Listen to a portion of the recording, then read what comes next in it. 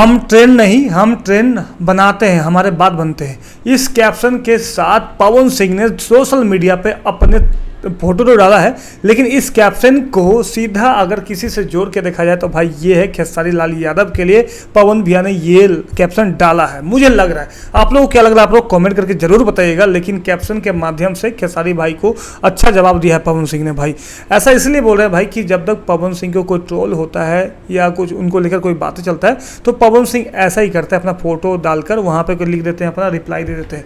चाहे तेजस्वी यादव हो या उनकी ज्योति सिंह पत्नी एक बार जाके गंगा नहाकर उनका फोटो लगा के लगाई थी, तो सबको जवाब ऐसे ही देते हैं। तो मेरे ख्याल से ये जवाब था खेसारी भाई के लिए। पवन भैया सही बोले भाई, ट्रेंड हमारे बाद आती है, तो ट्रेंड है भाई पवन भैया में, वो सब कुछ है जो किसी और के पास नहीं है। वो ऑरा है, वो स्टारडम है, जो सुपर स्टार ट्रेंडिंग स्टार है वो पवन भैया है, अभी तो एमएलसी भी है। तो पवन सिंह ने ये जो मैसेज मारा ना, सैल्यूट है पवन भैया, आपने क्या मारा है। जवाब ऐसे ही देना चाहिए, बोलकर लाइव आकर वीडियो बनाकर ये सब मत कीजिए। आपने जो करते हैं बहुत अच्छा लगता है मुझे, यही होता है। एक पंच लाइन मारा, सिस्टम हिल गया होगा। अब खेसारी भाई यहाँ पे जवाब देंगे, खेसारी भैया आकर जवाब देंगे, क्या होगा देखने को मिलेगा। लेकिन कॉमेंट कीजिएगा खेसारी के फैंस या पवन सिंह के फैंस, क्या ये कैप्शन जो पवन सिंह ने फोटो डाला है क्या ये खेसारी भैया के लिए था या पवन सिंह किसी और के लिए लिखा था। आप लोग कमेंट करके बताइएगा।